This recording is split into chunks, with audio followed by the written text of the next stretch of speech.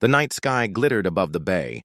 Stars reflected across the water like shattered glass. Waves lapped against the hull of a sleek white boat, the kind that turned heads when it left the dock. But tonight, the vessel did not belong to the people filling its deck.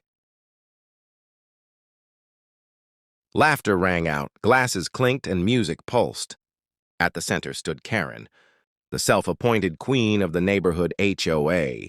She raised her drink high, her voice slurred with victory. "Look at us!" she shouted, wind catching her blonde hair. "This beauty shouldn't sit and rot.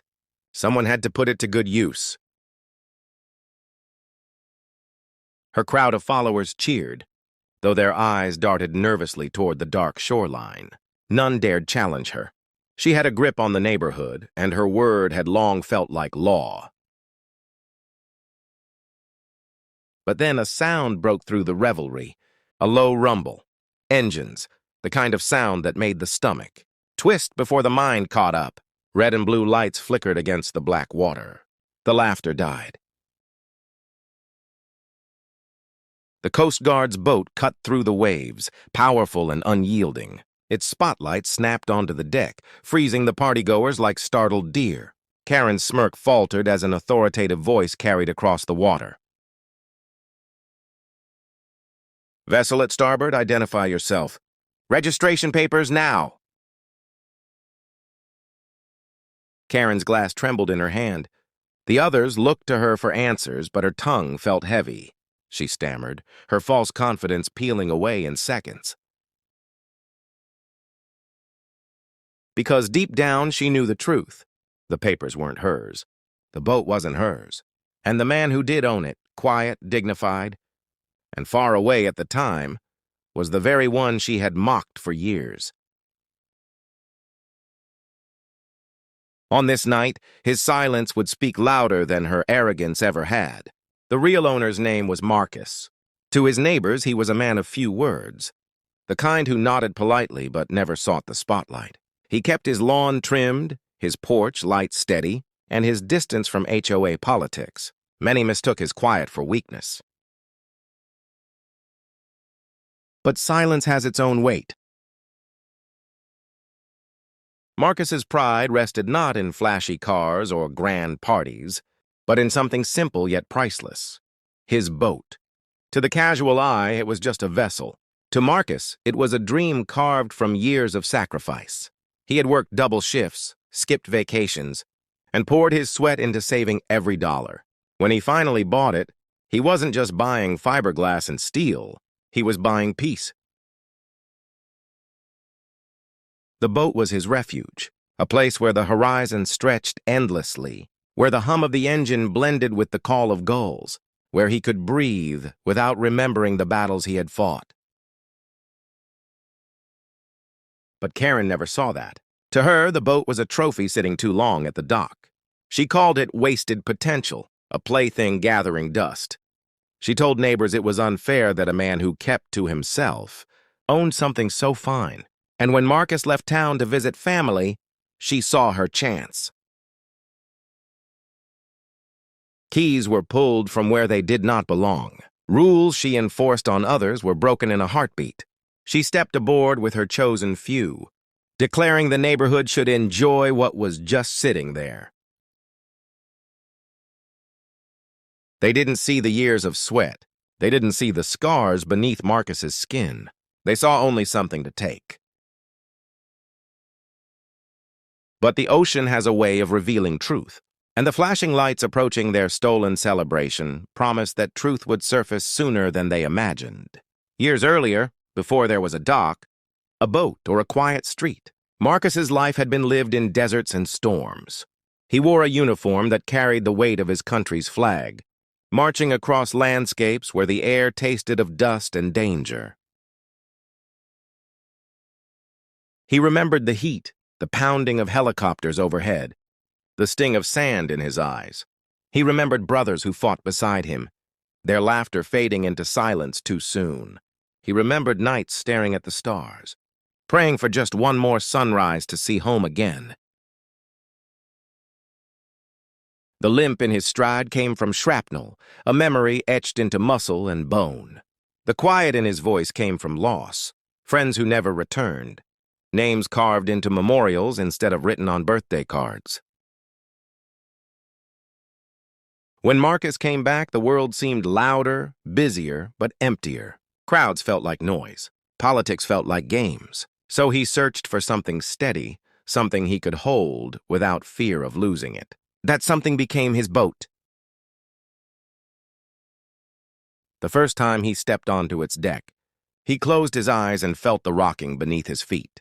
The salt air stung his lungs, but it was a sting that healed. Out there, surrounded by waves, he wasn't a soldier haunted by ghosts. He was a man, free, whole again. To others, it was a toy. To Marcus, it was a sanctuary. Every plank, every bolt carried meaning. He polished it like one tends to a sacred place. So when Karen commandeered it, she wasn't just stealing property. She was trespassing on his peace, mocking the sacrifices he had made for the freedom she abused. And when the Coast Guard called his number that night, telling him his vessel was being misused, Marcus didn't shout or curse. He simply said, "I'll be there." The Coast Guard's light glared across the deck, exposing every guilty face. Karen tried to muster a smile, her words tumbling over each other. "Oh, this is just a little neighborhood gathering. No harm meant." The officer's voice cut sharp. "Registration papers, now." Her followers shrank back, whispers breaking out. Papers? None existed in her name. Sweat beaded at her temples. She opened her mouth, then closed it again. For the first time, her authority meant nothing. Minutes later, another vehicle pulled up at the marina. Marcus stepped out. His stride was slower now, but steady. His shoulders squared beneath the dim lights. As he approached, the officers straightened, nodding to him with respect. He handed over his ID, calm as still water. "This your boat, sir?" one asked. "Yes," Marcus replied simply. Karen's jaw fell open. The neighbor's queen, the one who had ruled through fear, was suddenly powerless. The truth sat heavy on the deck. She had stolen from the man she had dismissed, humiliated and mocked. Marcus didn't raise his voice. He didn't need to. He stepped onto his boat, his hand brushing the railing, reclaiming what was his. Then, with all eyes on him, he spoke words that would echo long after.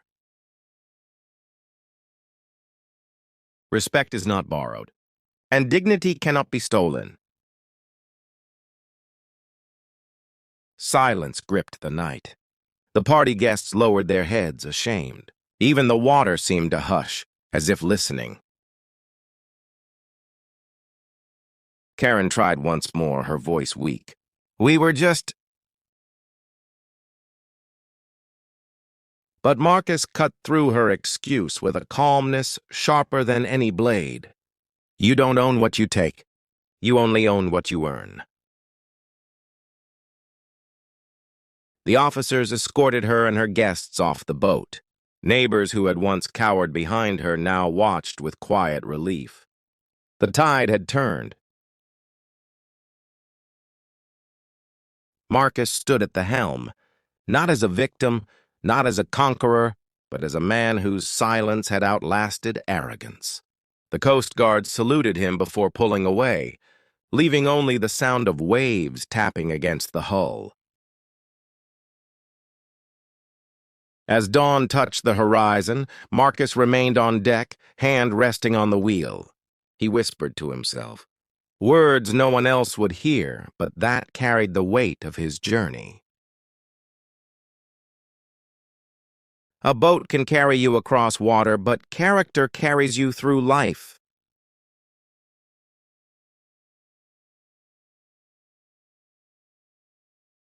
In that moment, the neighborhood learned a truth they could never forget.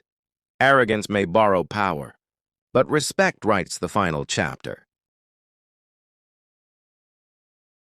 What would you have done if you were standing at that dock? Share your thoughts in the comments and let us know where you're watching from.